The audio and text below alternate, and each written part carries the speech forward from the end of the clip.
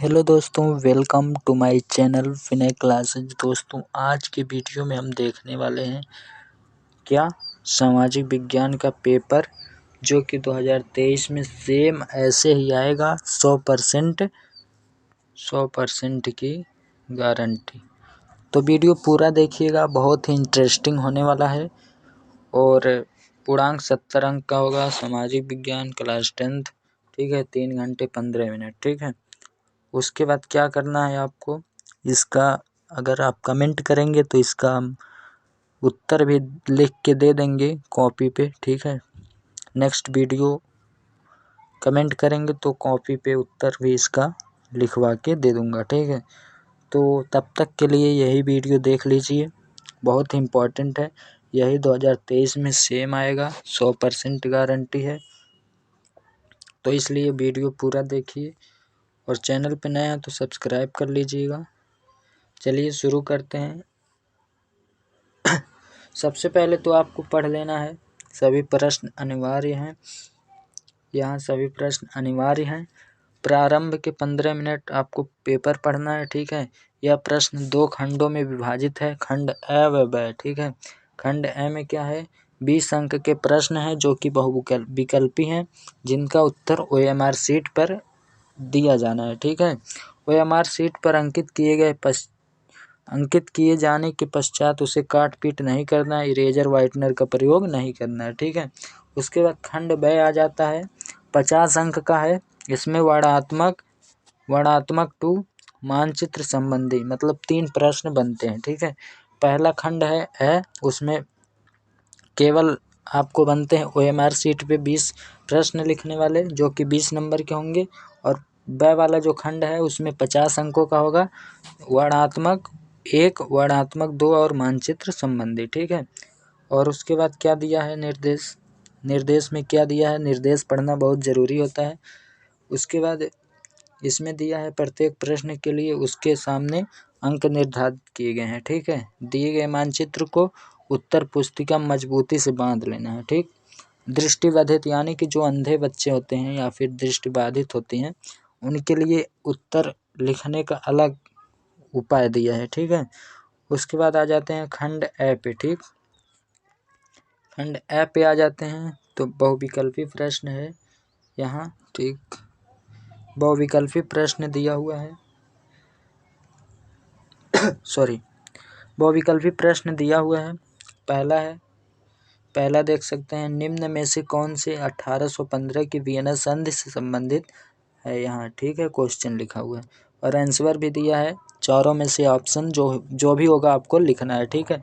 जो कि 20 अंक का मिलेगा आपको, ठीक। बोर्ड पेपर 2023 में सेम यही परीक्षा पैटर्न मिलेगा आपको, ठीक। सत्ता की साझेदारी के बेल्जियम मॉडल का मुख्य महत्व क्या था, ठीक। यह भी लिखना, अगर आप कहेंगे तो आंसर इसका दे दूंगा। और यहाँ एक एक नंबर के देख सकते हैं मिल जाएंगे। और इसी तरह से 20 प्रश्न आपको मिलेंगे। तीसरा यहाँ रहा, यह रहा तीसरा क्वेश्चन और ये चौथा है, ठीक। और ये 5वां क्वेश्चन है। इसी तरह 5वां 6वां सब है, सब मैं दिखा देता हूँ। तीसरा क्वेश्चन आपका क्या कह रहा है, 1918, ठीक है। 1918 से 34 के बीच भारत में गेहूं की कीमत 50% तक क्यों गिर गई, ठीक है। यह लिखना है। उसके बाद चौथा क्वेश्चन है, ब्रेटन वुड्स नामक संस्थान निम्नलिखित में से कहाँ स्थित है। जहाँ होगा आपको लिख देना है। अगर नहीं लिख पाते हैं तो कमेंट कीजिएगा, मैं बताऊँगा, ठीक है। निम्नलिखित में से कौन सा लक्षण संघीय सरकार से संबंधित नहीं है, ठीक है, यह लिखना है। उसके बाद नेक्स्ट क्वेश्चन है 6वां, निम्नलिखित में से सामाजिक विभाजन का कारण क्या है, ठीक, ये लिखना है। 7वां क्वेश्चन, यदि हम लैंगिक विभाजन की बात करते हैं तो इसका अर्थ होता, ठीक, यह भी लिखना है आपको। सब कुछ महत्वपूर्ण प्रश्न है, इसलिए यह वीडियो बनाया हूँ, ठीक है। वेरी इंपॉर्टेंट, यह पेपर जो है वेरी इंपॉर्टेंट, इस पे लगा लीजिएगा। हमको लगता है यही पेपर है 2023 में आएगा। और फिर पूरा वीडियो देखिए। अगर चैनल पर नया है तो सब्सक्राइब भी कर लीजिएगा। और यहाँ देखिए एक क्वेश्चन है, राष्ट्रवाद का उदय सर्वप्रथम किस देश से हुआ। बहुत इंपॉर्टेंट प्रश्न है ये वाला, ठीक। वेरी इंपॉर्टेंट है, इसलिए ये भी लगा लीजिएगा। उसके बाद 9वां क्वेश्चन है, मैटरनिख ने हमारी, यहाँ देख सकते हैं 9वां क्वेश्चन क्या बोल रहा है।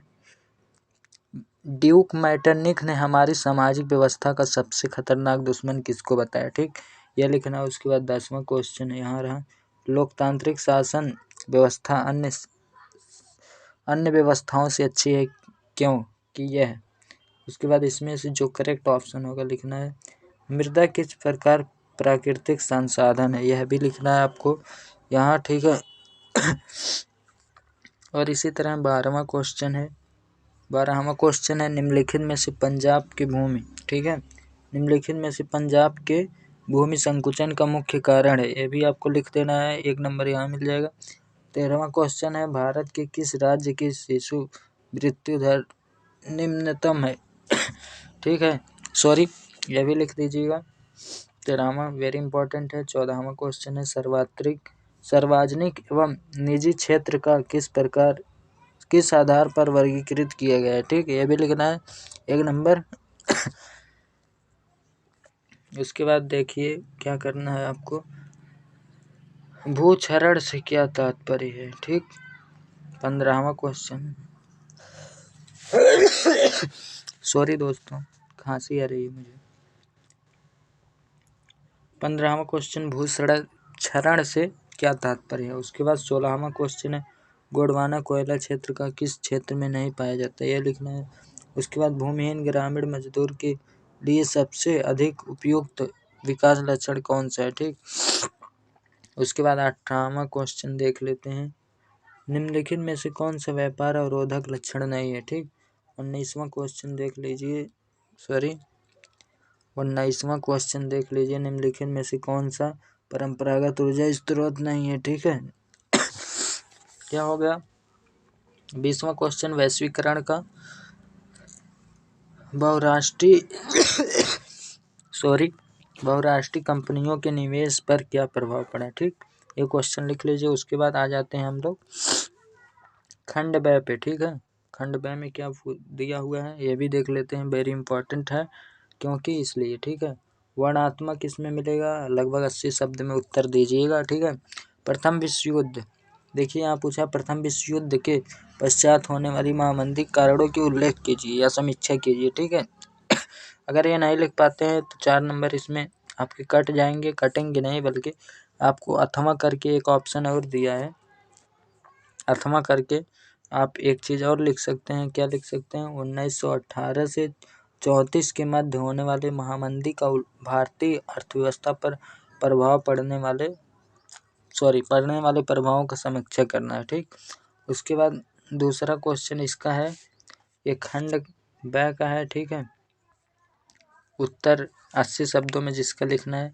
दूसरा क्वेश्चन है, क्या है दूसरा, सत्ता की साझेदारी लोकतंत्र की आत्मा है, विवेचना कीजिए, ठीक है।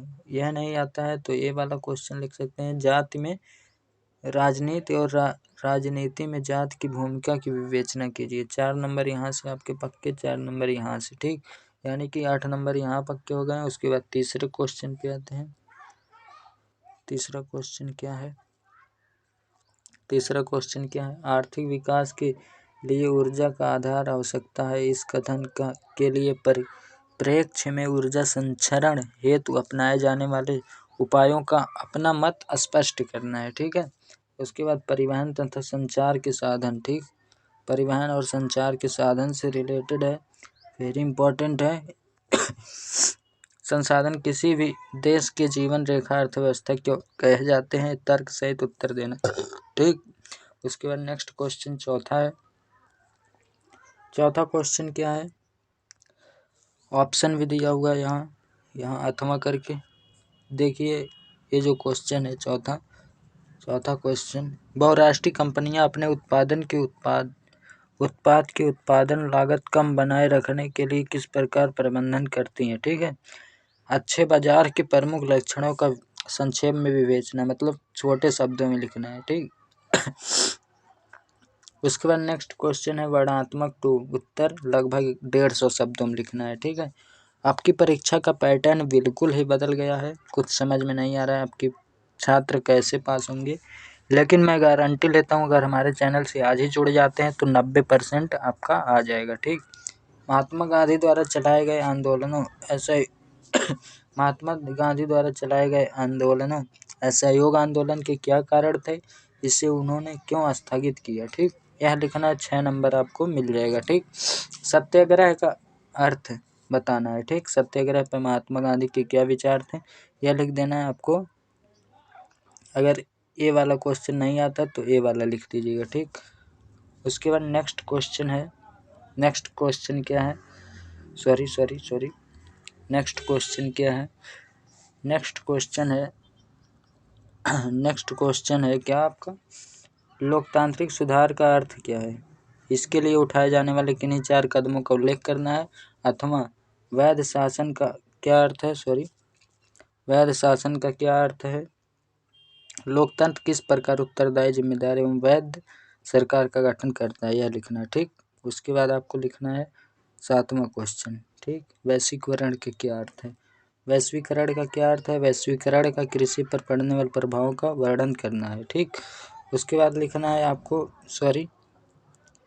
उसके बाद ये आप फिर अथवा करके लिख सकते हैं। यहाँ क्या लिख सकते हैं, अथवा में आप लिख सकते हैं भारत में पाए जाने वाले मोटे अनाजों का उल्लेख करते हुए अनाजों की